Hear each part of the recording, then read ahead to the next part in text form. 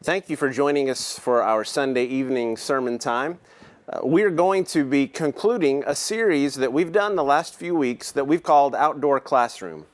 The entire goal of this series was to look at some of the creatures that God has made in nature and see what kinds of spiritual lessons that they can teach us. And so you may want to check back on our Facebook page or even past sermon videos to see all the pictures that people have submitted. We've had some incredible drawings and paintings and people who have taken incredible pictures or made crafts and quilts. We've had children that have put together some awesome designs on Minecraft or colored in some pages, all of which focused on a specific animal that we've been learning about. I hope this has been especially helpful for our children. I know that one of the things that has happened during this time where we've had a lot of online resources is that we're doing a lot of watching a worship service or watching a sermon in our living rooms. And sometimes it's hard for our younger ones to stay engaged, especially when they're in their own house, where they have their own things and their own toys and that kind of thing going on. And it's hard to stay focused. And so I hope that maybe this theme has given us something that could grab their attention. And I would encourage you, all these are still available on YouTube. And so if there's one that you missed, or maybe you have a child that's old enough, you want to go through some of these and talk about some of the animals. Children love to talk about animals and maybe make some of these spiritual connections. I hope that will be helpful for you as well. We're going to be concluding this series with one of the most common images of an animal that we see in Scripture. And we're going to look at it from a couple of different angles. So we're thinking about sheep, and we're thinking about the lamb. And instead of those being repetitive, we're actually going to focus on two specific aspects of the way in which those animals are used in Scripture. And the place that we see a pretty clear contrast is in Isaiah 53. Now, Isaiah 53 is an Old Testament passage that is one of those servant songs that we discussed earlier, way back when we began this series and we talked about the eagle. And so some of the times when Isaiah is talking about the servants of God, he's speaking of Israel, of God's people. But then later on in Isaiah, and especially when we get to Isaiah 53, we see that he's speaking specifically about Christ and the role that Jesus would play. So let's look at Isaiah 53, and we're going to begin as he gives this description in the first few verses of that we see fulfilled in Jesus. Being despised and forsaken of men, the servant was a man of sorrows, acquainted with grief. In verse 3, verse 4, surely our griefs he himself bore, our sorrows he carried. Verse 5, he was pierced through for our transgressions, he was crushed for our iniquities. So we can envision Jesus on the cross when we read these verses. But look at verses 6 and 7. There's an interesting contrast here. All of us, like sheep, have gone astray. Each of us has turned to his own way, but the Lord has caused the iniquity of us all to fall on him. So here we see a common usage in Scripture where God's people are described as sheep, and more than once in Scripture, these sheep have gone where they're not supposed to go. We've gone astray, and yet all of our iniquities, the sins and transgressions of us, are all falling on this one servant. But then look at verse 7. He was oppressed and he was afflicted, yet he did not open his mouth. Like a lamb that is led to slaughter, and like a sheep that is silent before its shearers, so he did not open his mouth. So now we have that same animal, but used in a different way to describe the mission of Christ, like a lamb that was led to slaughter, like a sheep that is silent before its shearers. And so for a few minutes, I'd like for us to focus on both sides of that equation, both parts of this passage. And so we're going to begin by thinking about sheep. Now, as you've probably heard before, when we're compared to sheep in Scripture, that's not usually a flattering comparison. In fact, there are all kinds of stories about how sheep are not very smart animals. And I can remember discussing this concept in a Bible class years ago, and afterwards, a man came up to me and said, I just want you to know that for a lot of my life, I worked with sheep. And I want you to know, you're right, they're not very smart. And so I don't have a lot of personal experience with sheep, but I take his word for it and others. That when we think about sheep, it's not always flattering. In fact, one of the examples that I can remember reading about happened in Yorkshire, England in 2004. Shepherds were having a problem. They were losing their sheep. Now, they had installed some of these metal grids that are kind of hoof-proof that you can't really cross, but sheep had figured out how to roll across those grids instead of trying to walk across them. So they would roll across. Some of them would even jump or hurdle over those grids, and they would get away. They would destroy neighboring gardens. They would wander into oncoming traffic, and they didn't seem frightened by any of the people or the cars around them.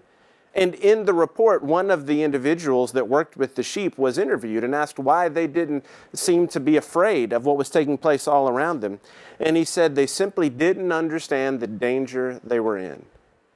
What they thought they wanted was freedom. What they thought they wanted was to be in control of where they were going. They didn't understand the dangers. And that story reminds me why sheep become such an appropriate image for us. There are so many times we want things that we really think would be best for us, but it turns out that they aren't. And so while there are several places in Scripture we could choose to spend our time, I want us to think about just a couple of principles that show up. The first is that sheep need guidance. That's why we constantly see the image of sheep and a shepherd. Now, when we think of a shepherd today, maybe because we're looking through the lens of our imagination, or we don't have a lot of exposure to shepherds, we might think of it in a very idyllic setting. But shepherds, those who were taking care of flocks, they had to be tough. You may remember in the Old Testament when David describes being a shepherd, part of that role involved protecting sheep from wild animals.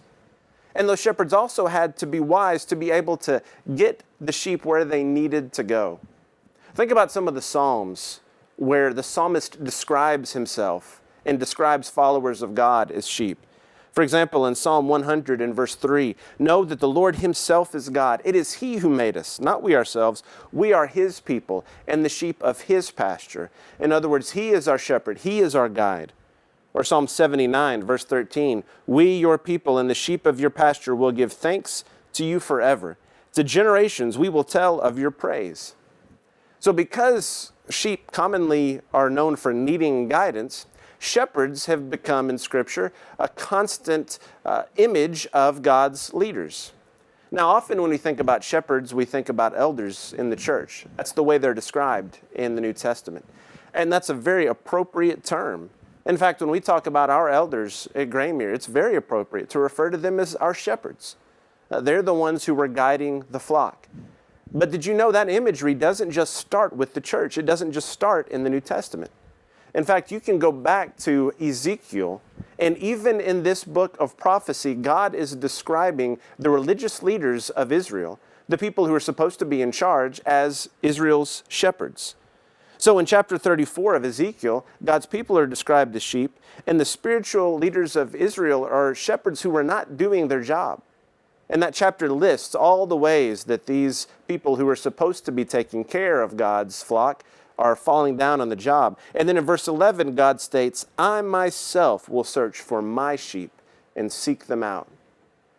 And I think that's an important connection to make, because when we get to the New Testament, when we have Jesus doing one of these incredible miracles he performed, the miracle that's recorded in all four of the Gospels, the feeding of the 5,000, Mark tells us in Mark chapter 6, verse 34, that when Jesus looked out on the crowd, he had compassion for them because they were like sheep without a shepherd. I think that's significant. That God said in Ezekiel, I'm going to come and be the shepherd of my people. And then you get to the Gospels, and in Mark 6, Jesus sees them as sheep without a shepherd. And we go to another Gospel in John chapter 10, where Jesus describes himself as the good shepherd. In other words, God did come down and did provide the kind of shepherding and the kind of guidance that his people, his sheep, needed.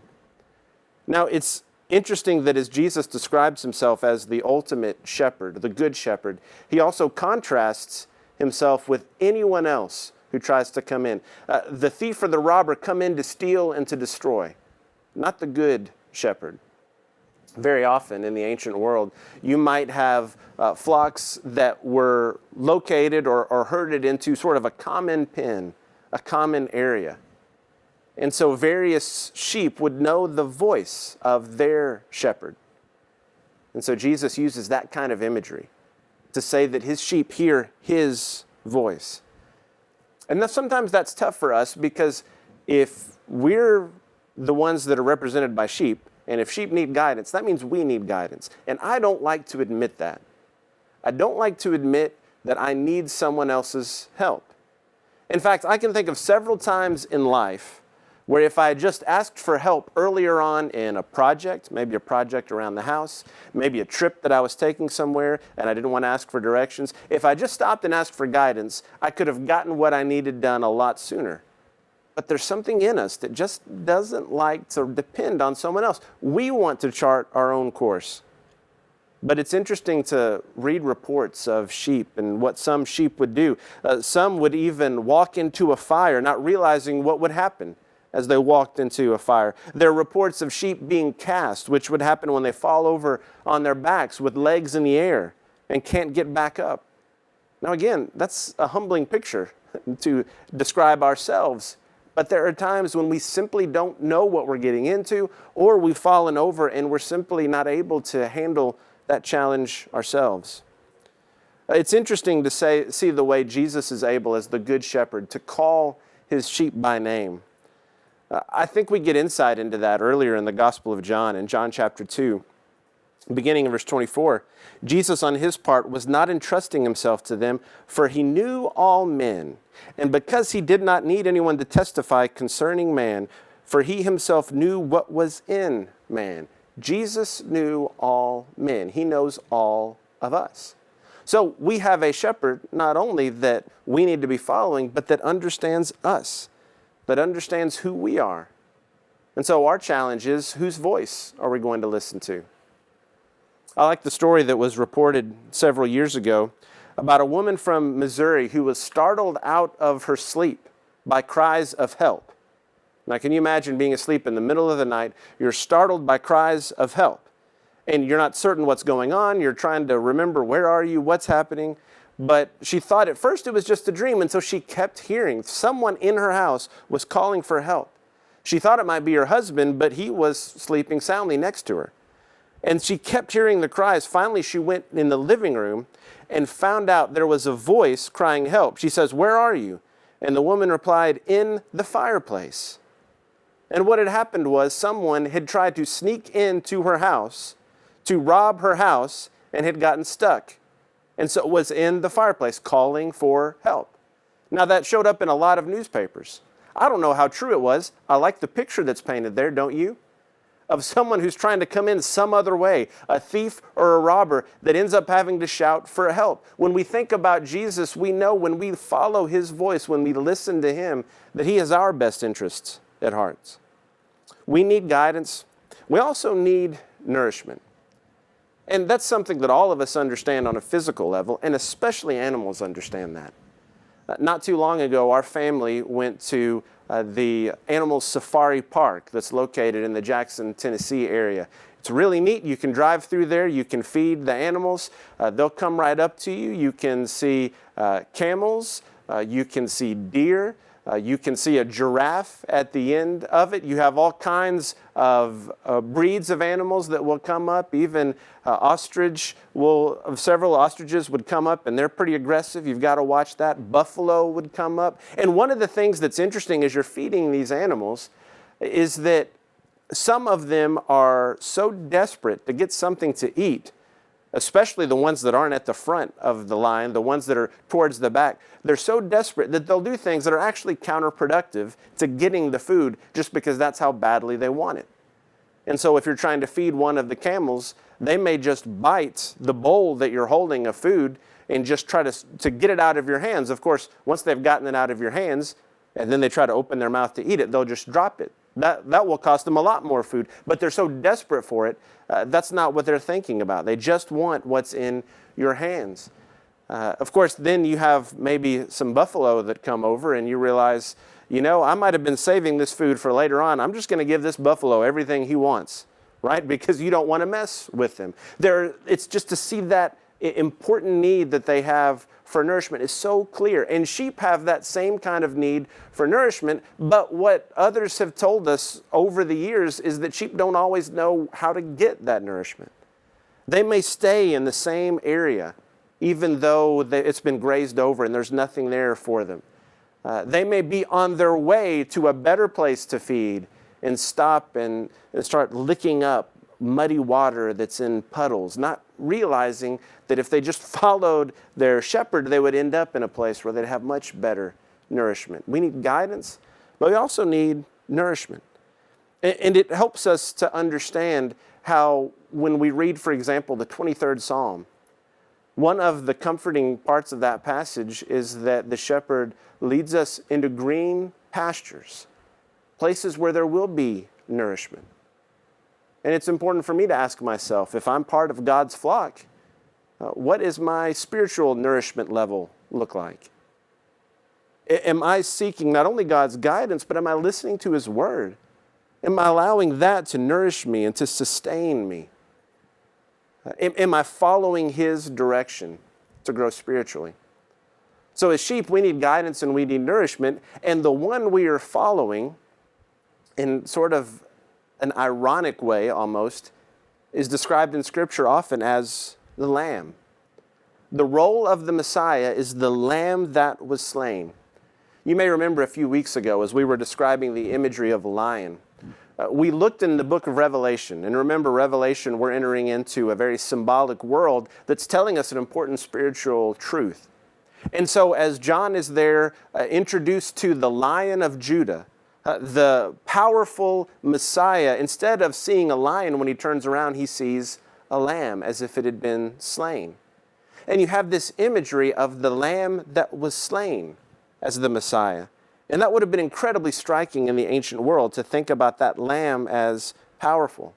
In fact, in Revelation 7, verse 17, the lamb in the center of the throne will be their true shepherd and will guide them to springs of the water of life, and God will wipe every tear from their eyes. The lamb will be the shepherd. Again, that sounds a little odd to us, but we're not just talking about any lamb. We're talking about the lamb that was slain. That's the role the Messiah played. And I have to imagine that if I were there in the first century and I had been expecting a Messiah that was going to come in like a lion, I would have been surprised by many of the things that Jesus did. And his apostles were surprised. There were times when they thought things might get violent, when there were times when they thought it might be time to fight. But that's not what Jesus was there for. And there are times Jesus didn't act like other leaders. Instead, he was washing feet. He was modeling service for them. In fact, even as Jesus is led through the mockery of a trial and he's brought before Pilate, he has that attitude that we saw in Isaiah 53, like a lamb before its shearers is silent. All of the things that Jesus endured, he endured without responding in kind and without lashing out. Lonnie Jones has spoken here several times, and so several of you know Lonnie and his story. And as he is a minister, not only a counselor, but also an avid outdoorsman and a rock climber and runs a ropes course in Alabama. He loves physical activity, but he's also someone who speaks at a lot of youth events. And years ago, I was leading singing at a youth rally where he was speaking, and so I was right there on the front row, which if you're sitting on the front row in a youth rally, you're often going to get called on for something. And so he called me up because he wanted to illustrate something. And so he stood me right in front of him and he said, "I want you to slap me." Now, I'm not in the habit of slapping people, and I don't think I've ever slapped anyone with an audience before, so I was a little reluctant. And if you know Lonnie and you know a lot of the self-defense that he knows, I thought what was going to happen is I was going to slap him and he'd do some jujitsu move on me, and then I'd be picking myself up off the floor. And so I kind of just half-heartedly did this. And he said, "No, I want you to really slap me." And so I kind of smiled. Everybody kind of laughed. And so I sort of did it a little bit again and kind of made contact. And he said, "No, really slap me. Really hit me right now." And so I have to admit, he was prodding me and telling me to do that. So I slapped him. It may not be the hardest hit he's ever received, but it was loud enough to make a pop on the lapel mic that he had right there, which made it sound like I'd hit him really hard. And he went with it. I mean, he put his head to the side. I'll never forget seeing a a young lady that was sitting right in my eyesight when I saw his head, and she had her hand over her mouth. They thought I'd really hit him, more from his response than from my overwhelming, powerful slap. But what he did as a result of that was nothing. He let this slap land, he let the sound resonate, and then he just looked at me. And then he turned and said, that's the reaction that Jesus had when he was going through this trial, when he was led before Pilate. When he was hit, when he was spat upon in the process, he didn't revile the people that were doing it. He didn't lash back out. Jesus is in complete control of what's happening. He told Pilate, you would have no authority except what was given to you. But he doesn't lash out. He's a lamb that is silent before its shearers, led to the slaughter. He's willingly sacrificing himself. And that's a powerful, powerful image for us to keep in mind, especially in a world that values fighting back and that values hitting back and lashing out. In fact, it seems to me that the kind of leadership Jesus modeled is very different than what we see glorified in our culture around us. It seems to me that Jesus' kind of leadership was never afraid to speak out when that's what was truly important, but also never sought simply to hurt people or simply to lash out at others, that he was more concerned about service, always showing the truth, but doing it in a way that exemplified love at every point. And I think that's worth remembering as we think about following the Lamb. The Lamb is the Messiah, and in an interesting way, Scripture also describes the Lamb as the shepherd, as our shepherd. That means I'm going to live life in a way that's modeled after him. That makes sense to us if we reflect on what it is Jesus did. If we're human beings and we're part of the flock, we're sheep that are being led, and God comes and dwells among us through Jesus, it makes sense that that image would be a lamb that was slain. He became human. He was one of us who was slain, and we model our lives after him. That means our lives are going to look different than the lives of those around us. We're following a different shepherd. We're headed in a different direction. We're going to be living a different way. It's going to be a countercultural kind of life. But if we lean on him for guidance and for nourishment, he'll walk with us every step of the way. I hope this has been a series that's been helpful for you as we've thought about what we can remember as we look at different animals, as we watch the eagle fly, remembering the rejuvenation that God can bring his people. When we see the donkey, thinking about the way in which God opens the mouth of the donkey in Scripture to get a message out. God can use any of us. Or the power of the lion that reminds us not just of God's deliverance of Daniel from the lion's den, or the way he can help us when Satan, who is a roaring lion, seeks to attack us, but also the Lion of Judah and what it means to follow him. When we think about the productivity of the small animals we've discussed, the ant, that rock badger we talked about in Proverbs, or even the locust, the power that's there, the lizard that can show up in places you might not expect. As we reflected on what it's like to see God's power in fish in Scripture and the way God uses the analogy of being fishers of men to describe what his apostles were doing. And even as we think about the sheep and the lamb, I hope that all of these bring home spiritual points and remind us of the fact that although God created all those creatures, Genesis 1 tells us that there was a different day of creation, a specific time which God made human beings. He made them in his image, and he cares about us. He wants us to learn from all of creation, but he wants us to have a relationship with him.